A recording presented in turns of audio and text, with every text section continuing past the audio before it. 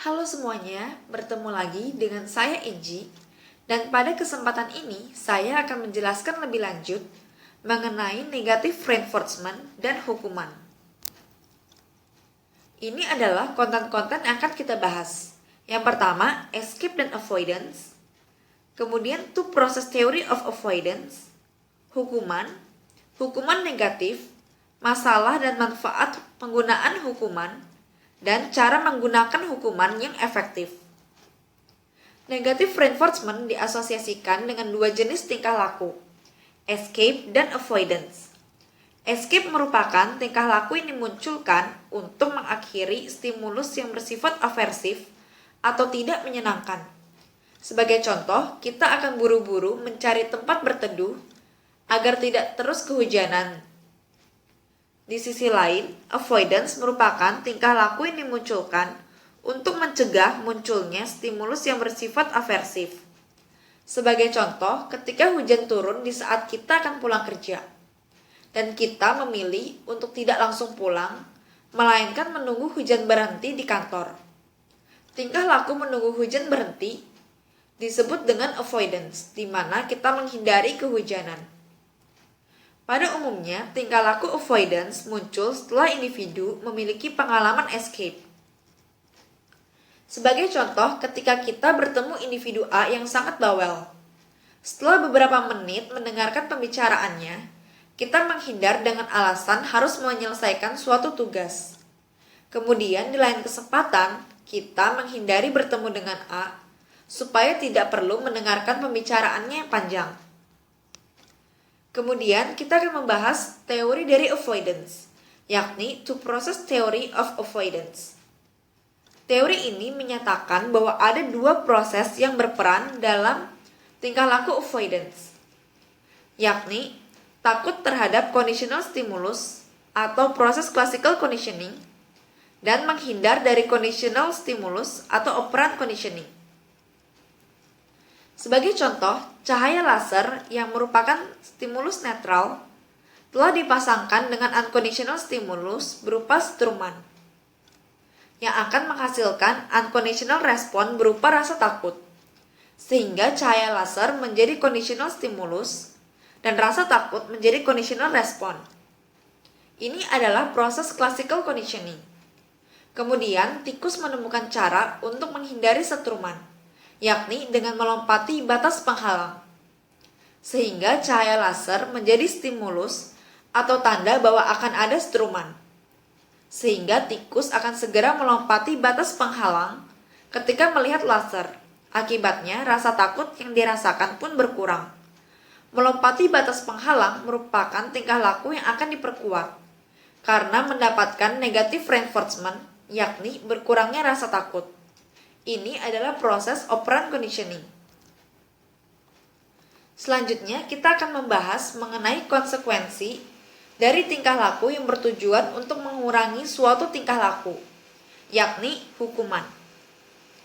Jika escape dan avoidance bertujuan untuk memperkuat tingkah laku melalui hilangnya stimulus yang bersifat aversif, maka hukuman adalah tingkah laku yang akan diperlemah dengan kehadiran stimulus yang bersifat aversif atau hilangnya stimulus yang menyenangkan. Pemberian stimulus yang menyenangkan untuk memperlemah tingkah laku disebut positive punishment. Misalkan, anak dimarahi ketika ia mengganggu adiknya. Sedangkan pengambilan stimulus yang menyenangkan untuk memperlemah suatu tingkah laku disebut negative punishment.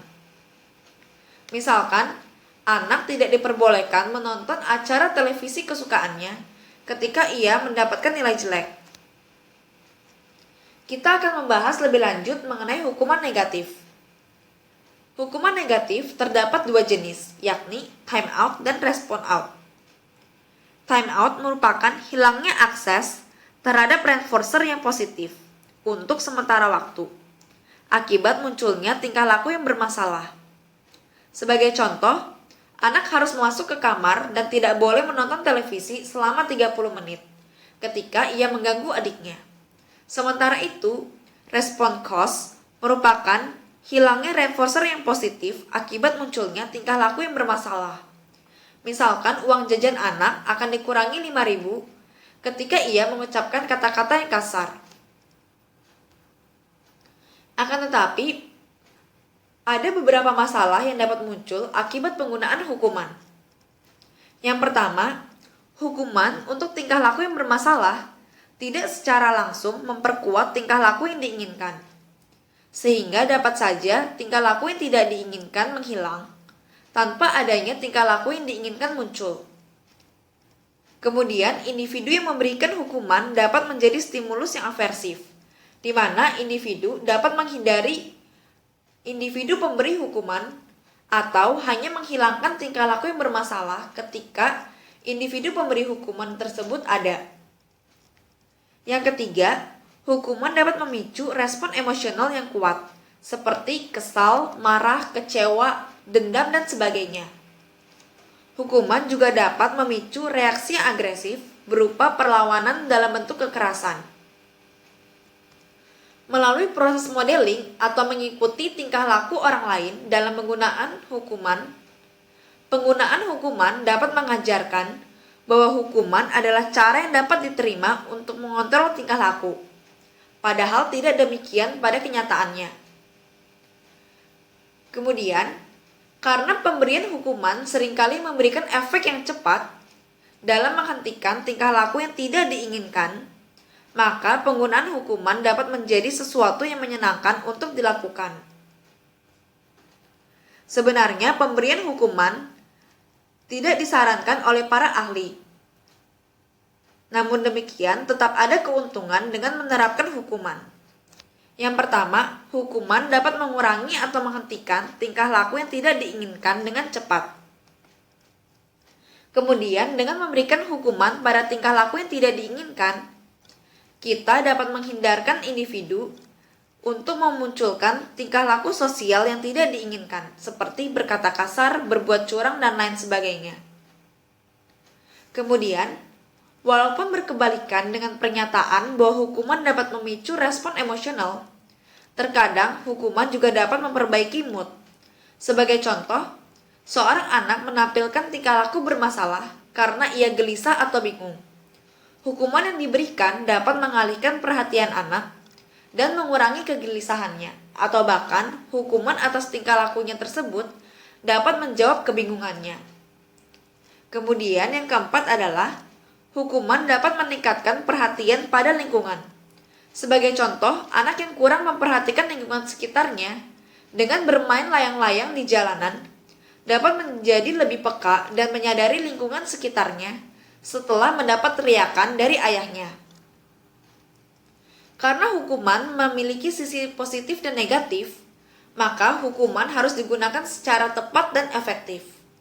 Berikut adalah beberapa panduan untuk menggunakan hukuman secara efektif dan tepat. Yang pertama, hukuman diberikan segera setelah tingkah laku yang tidak diinginkan muncul.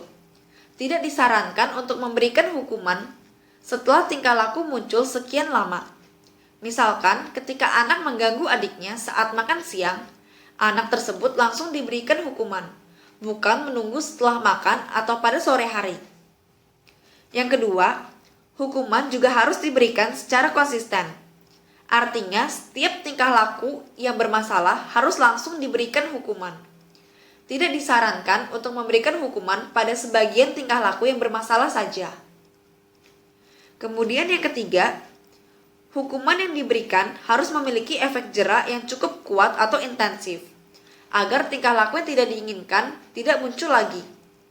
Yang keempat, disarankan untuk menggunakan hukuman negatif dibandingkan hukuman yang positif, karena pemberian stimulus yang aversif dapat menimbulkan masalah baru atau masalah lainnya, seperti trauma, luka, atau sebagainya. Untuk individu yang telah mampu berkomunikasi, dalam arti memahami kata-kata dengan baik, pemberian hukuman disarankan untuk disertai dengan penjelasan, agar individu dapat mengerti apa tingkah laku yang tidak diinginkan dan mengapa tingkah laku tersebut tidak diinginkan, serta apa tingkah laku yang diinginkan beserta alasannya. Pemberian hukuman juga disarankan untuk dikombinasikan dengan positive reinforcement untuk tingkah laku yang diinginkan, sehingga tidak hanya mengurangi tingkah laku yang tidak diinginkan, melainkan juga meningkatkan tingkah laku yang diinginkan. Sekian materi yang ingin saya sampaikan pada kesempatan kali ini. Semoga apa yang saya sampaikan bermanfaat bagi kalian semua. Jika kalian menyukai materi yang saya sampaikan atau cara mengajar saya, atau ingin mempelajari materi lainnya, terutama di bidang psikologi, silakan follow saya di link berikut ini. Sampai jumpa di materi selanjutnya dan terima kasih atas perhatiannya.